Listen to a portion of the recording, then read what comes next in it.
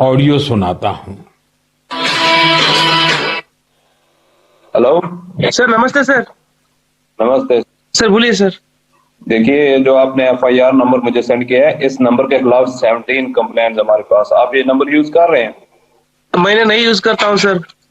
अभी कहाँ से बात कर रहे हो? सर कर्नाटका सर, वो घर में हूँ सर। ओके, इसके लिए आप अपने स्टेट में रिकॉर्ड करवाइए ताकि ये नंबर ब्लॉक कर दिया जाए, फ्यूचर में आपको कोई प्रॉब्लम ना हो। Okay, yes sir. अभी मैं आपको कनेक्ट कर रहा हूँ, ये आपका इन्वेस्टिगेशन ऑफिसर है। आप अपनी स्टेट में रिकॉर्ड करवाइए ताकि ये नंबर ब्लॉक कर दिया जाए। Okay, yes sir, yes sir, yes sir. अब बताइएगा मैं किसके साथ बात कर रहा हूँ। अपना आधार कार्ड मुझे शो कीजिएगा वेरीफाई करने के लिए, बताइएगा। सर अब मेरे पास अभी नहीं है sir Aadhaar card sir, please sir. Phone आपके फोन में है? नहीं सर। फोन में आधार कार्ड की पिक्चर नहीं है आपके पास? नहीं है सर। नंबर याद है आपको? सर नहीं है सर, नंबर भी याद नहीं है सर। हमने सिर्फ वेरीफाई करना है। ओके, वेरीफाई करने के लिए। नहीं सर। आप डरिए ना, डरिए ना। अगर आपने कुछ नहीं किया तो आप डरिए ना। हाँ सर, हाँ सर। अगर आपके पास आधार कार्ड है तो मुझे दिखा दीजिए वेरीफाई करने। नहीं सर, नहीं सर, मैं गाँव को आया था सर, घर में है सर। Okay, coming. जय हिंद। इस व्यक्ति की वन साइड वीडियो का रिकॉर्ड करो as per the protocol. Okay, ये ऑडियो सिर्फ जानकारी के लिए नहीं, ये कोई मनोरंजन वाला ऑडियो नहीं है। एक गहरी चिंता को लेकर के ऑडियो आया है।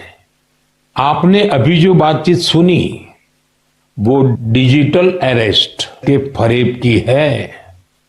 ये बातचीत एक पीड़ित और फ्रॉड करने वाले के बीच हुई है। डिजिटल अरेस्ट के फ्रॉड में फोन करने वाले कभी पुलिस, कभी सीबीआई, कभी नारकोटिक्स, कभी आरबीआई, ऐसे भांति भांति के लेबल लगाकर बनावटी अधिकारी बनकर बात करते हैं और बड़े कॉन्फिडेंस के साथ करते हैं।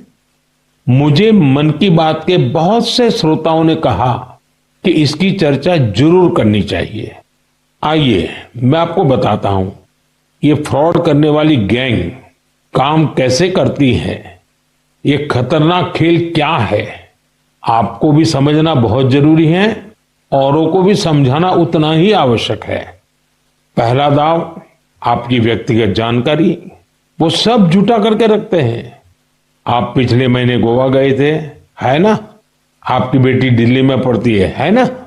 वे आपके बारे में इतनी जानकारी जुटाकर रखते हैं कि आप दंग रह जाएंगे।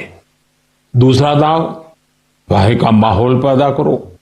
वर्दी, सरकारी दफ्तर का सेटअप, कानूनी धाराएं, वो आपको इतना डरा देंगे फोन पर बातों बातों में आप सोच भी नहीं पाएंगे। और फिर उनका तीसरा दाव शुरू होता है। तीसरा दाव, समय का दबाव। अभी फैसला करना होगा वरना आपको गिरफ्तार करना पड़ेगा। ये लोग पीड़ित पर इतना मनोवैज्ञानिक दबाव बना देते हैं कि वो सहम जाता है। डिजिटल अरेस्ट के शिकार होने वालों में हर वर्ग, हर उम्र के लोग हैं। लोगों ने डर की वजह से अपनी मेहनत से कमाए हुए लाखों रुपए गंवा दिए हैं। कभी भी आपको इस तरह का कोई कॉल आए तो आपको डरना नहीं है। आपको पता होना चाहिए कोई भी जांच एजेंसी फोन कॉल या वीडियो कॉल पर इस तरह पूछताछ कभी भी नहीं करती।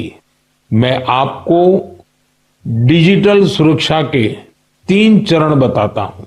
ये 3 चरण है, रुको, सोचो, एक्शन लो। कॉल आते ही रुको, घबराए नहीं, शांत रहे, जल्दबाजी में कोई कदम न उठाएं, किसी को अपनी व्यक्तिगत जानकारी न दें। संभव हो तो स्क्रीनशॉट लें और रिकॉर्डिंग जरूर करें। इसके बाद आता है दूसरा चरण। पहला चरण था रुको, दूसरा चरण है सोचो। कोई भी सरकारी एजेंसी फोन पर ऐसे धमकी नहीं देती, न ही वीडियो कॉल पर पूछताछ करती है। न ही ऐसे पैसा की मांग करती है। अगर डर लगे तो समझिए कुछ गड़बड़ है। और पहला चरण, दूसरा चरण और अब मैं कहता हूं तीसरा चरण।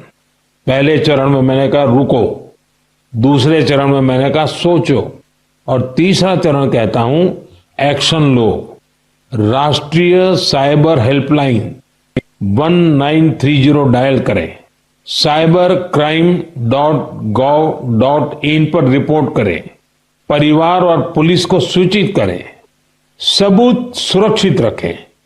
रुको, बाद में सोचो और फिर एक्शन लो। ये 3 चरण आपकी डिजिटल सुरक्षा का रक्षक बनेंगे। साथियों, मैं फिर कहूंगा, डिजिटल अरेस्ट जैसी कोई व्यवस्था कानून में नहीं है। ये सिर्फ फ्रॉड है, फरेब है, झूठ है, बदमाशों का गिरोह है। और जो लोग ऐसा कर रहे हैं वो समाज के दुश्मन है। डिजिटल अरेस्ट के नाम पर जो फरेब चल रहा है उससे निपटने के लिए तमाम जांच एजेंसियां राज्य सरकारों के साथ मिलकर काम कर रही है। इन एजेंसियों में तालमेल बनाने के लिए नेशनल साइबर कोऑर्डिनेशन सेंटर की स्थापना की गई है। एजेंसियों की तरफ से ऐसे फ्रॉड करने वाली हजारों वीडियो कॉलिंग आईडी को ब्लॉक किया गया है। लाखों सिम कार्ड, मोबाइल फोन और बैंक अकाउंट्स को भी ब्लॉक किया गया है। एजेंसियां अपना काम कर रही है, लेकिन डिजिटल अरेस्ट के नाम पर हो रहे स्कैम से बचने के लिए बहुत जरूरी है हर किसी की जागरूकता, हर नागरिक की जागरूकता। जो लोग भी इस तरह के साइबर फ्रॉड का शिकार होते हैं, उन्हें ज्यादा से ज्यादा लोगों को इसके बारे में बताना चाहिए। आप जागरूकता के लिए #सेफ डिजिटल इंडिया का प्रयोग कर सकते हैं। मैं स्कूलों और कॉलेजों को भी कहूंगा कि साइबर स्कैम के खिलाफ मुहिम में छात्रों को भी जोड़े। समाज में सबके प्रयासों से ही हम इस चुनौती का मुकाबला कर सकते हैं।